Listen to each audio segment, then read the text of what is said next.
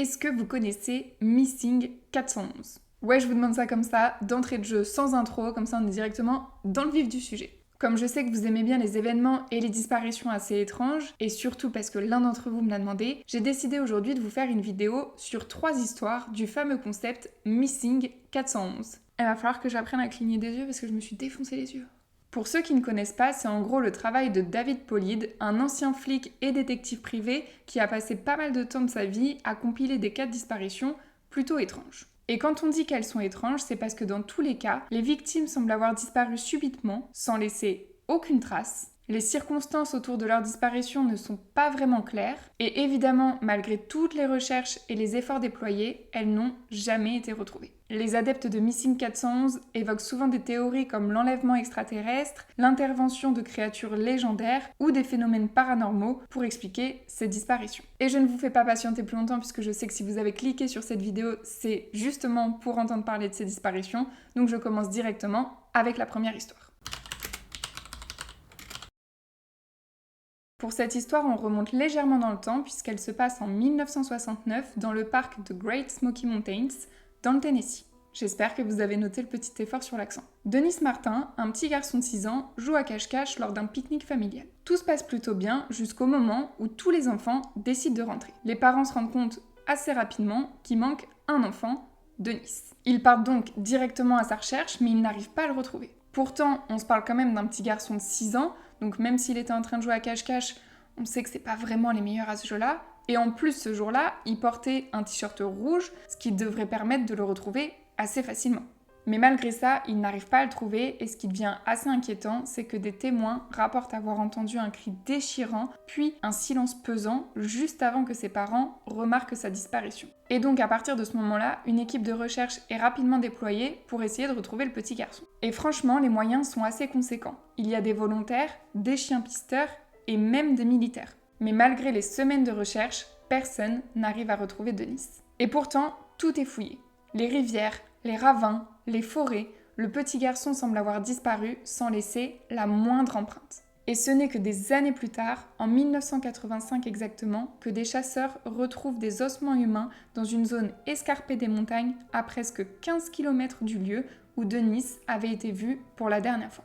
Des analyses ADN sont évidemment faites et elles viennent confirmer qu'il s'agit bien des restes du petit Denis Martin. Mais même si son corps est en effet retrouvé, cela ne permet pas de savoir ce qui s'est passé le jour de sa disparition et en plus de ça, il y a 2-3 éléments assez troublants. Déjà, le lieu dans lequel il a été retrouvé. Comme je vous le disais, c'est une zone très raide de la montagne, à presque 15 km de l'endroit de sa disparition, donc c'est presque impossible que le petit garçon s'y soit rendu tout seul. Et évidemment, il y en a pas mal qui commencent à avoir des théories sur ce qui s'est passé ce jour-là. Le parc Great Smoky Mountains, il se trouve dans la zone des Appalaches. Et pour ceux qui ont regardé ma dernière vidéo, je pense que vous avez compris là où je voulais en venir, beaucoup de personnes pensent qu'il s'agit en fait d'un enlèvement du Bigfoot. Et pour ceux qui n'ont pas regardé ma vidéo, déjà je vous invite à le faire, je vous la remettrai à la fin, mais je vous refais rapidement ce qu'est le Bigfoot. C'est en gros un espèce de yéti qui vit dans la montagne des Appalaches. Et si on revient à cette théorie, elle n'est pas seulement évoquée puisque le drame se passe dans la région des Appalaches, mais c'est surtout puisqu'elle s'appuie sur le témoignage des 2 personnes dont je vous ai parlé tout à l'heure. En plus du fameux cri entendu dans la forêt ce jour-là, ils disent également avoir vu une espèce de forme noire, sans pouvoir préciser s'il s'agissait d'un ours ou d'un très grand homme, se déplacer dans les bois en portant sur son épaule quelque chose de rouge. Et comme je vous le disais, le jour de sa disparition, Denis Martin portait un t-shirt rouge. Alors évidemment, en plus de cette théorie, beaucoup de pistes rationnelles vont être évoquées, mais malheureusement, aucune d'entre elles ne va permettre de savoir ce qu'il s'est réellement passé ce jour-là. Et du coup, c'est le moment pour moi de vous parler d'une seconde histoire, celle de Michael Erdman. Cette fois, on est à une époque un petit peu plus récente puisqu'on est en 2014. Le vendredi 13 juin 2014, Michael Erdman, un pompier expérimenté, décide de se lancer dans une randonnée avec l'un de ses amis et collègues de travail, Tyler Byers. Ce jour-là, il décide de s'aventurer dans la forêt nationale de Los Padres, en Californie. Après avoir marché pendant un long moment, il décide de s'arrêter camper. Les 2 amis s'installent donc tranquillement, mais ils ont à peine le temps de se poser que le chien d'Erdman se met à courir en direction de la forêt. Évidemment, comme il ne veut pas perdre son chien, il se lance tout de suite à sa poursuite, suivi de son ami. Malheureusement, pendant leur course, ils finissent par se perdre de vue et la nuit qui commence à tomber ne les aide pas vraiment à se retrouver.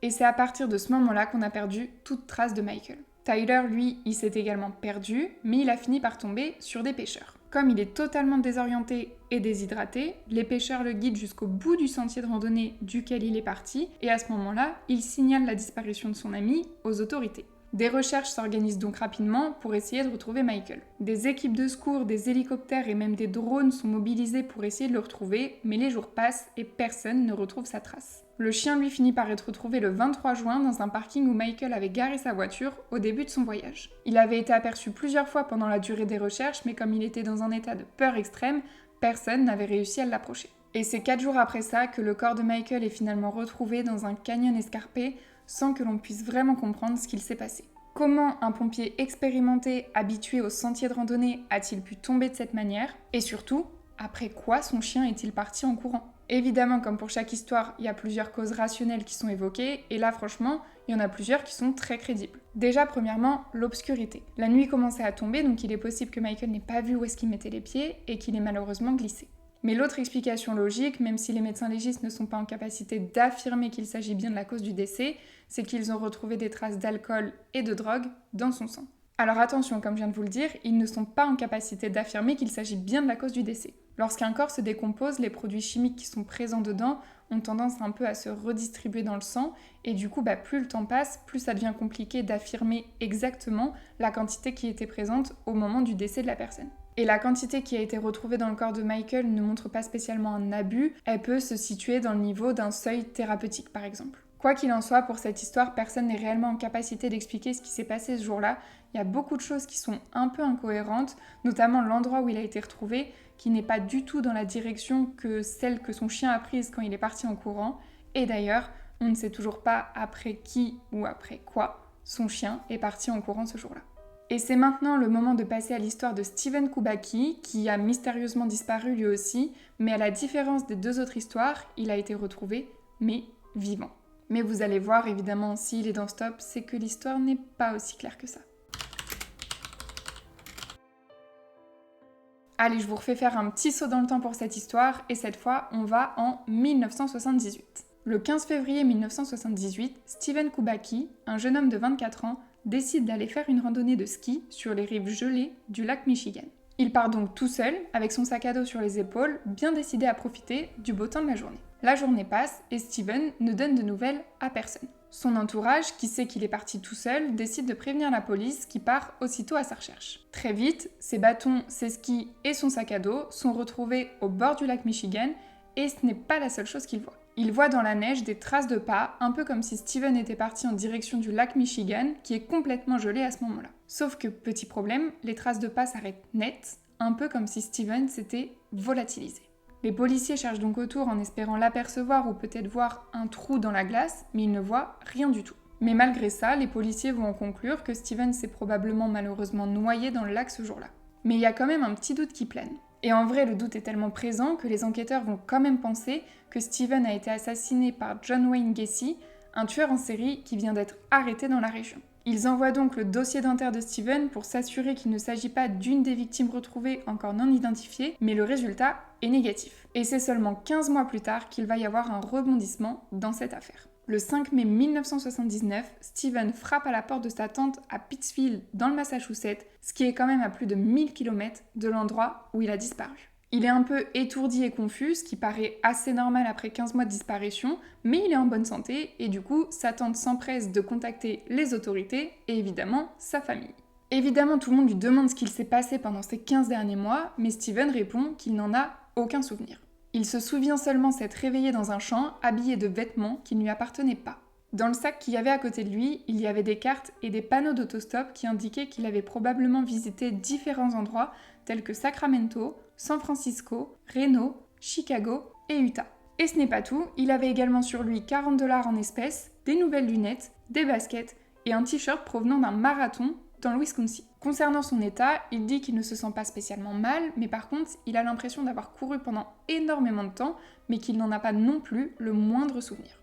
Forcément, la presse se passionne pour cette histoire, mais lui, il dit qu'il ne veut pas en parler davantage, qu'il a simplement envie de reprendre une vie normale et de reprendre ses études. Évidemment, tout le monde y va de sa petite théorie, et même si certains pensent qu'il s'agit en fait d'une fugue non assumée, beaucoup pensent qu'il s'agit en fait d'un enlèvement extraterrestre. Surtout que Steven a disparu dans un endroit particulièrement réputé pour les disparitions mystérieuses et inexpliquées. Cette zone, elle s'appelle le triangle du lac Michigan et c'est en gros la même chose que le triangle des Bermudes. Il y a des disparitions, des accidents de bateau et même des crashs d'avion. Et si vous avez regardé mes autres vidéos, il y en a une dans laquelle j'en évoque plusieurs justement. Un pilote qui a disparu au-dessus du lac Michigan après avoir contacté la tour de contrôle pour dire qu'il y avait un objet volant non identifié qui le suivait, et l'histoire de 2 autres pilotes qui ont dû faire une reconnaissance d'objets volants non identifiés qui ont également disparu. Et forcément, avec toutes ces histoires étranges dans la région, beaucoup pensent que Steven a en fait été enlevé par des extraterrestres pendant tout le temps de sa disparition. Mais bon, aujourd'hui, on ne sait toujours pas ce qui lui est arrivé pendant ces 15 mois. Par contre, lui, il dit que maintenant il s'en souvient et qu'il est prêt à en parler, et que pour ça, il suffit qu'on lui fasse des dons, et qu'une fois qu'il aura assez d'argent, il pourra raconter tout ça dans son livre. Malin type. Mais du coup, ça fait que moi, je m'arrête ici pour le moment, en espérant peut-être avoir un jour le fin mot de l'histoire.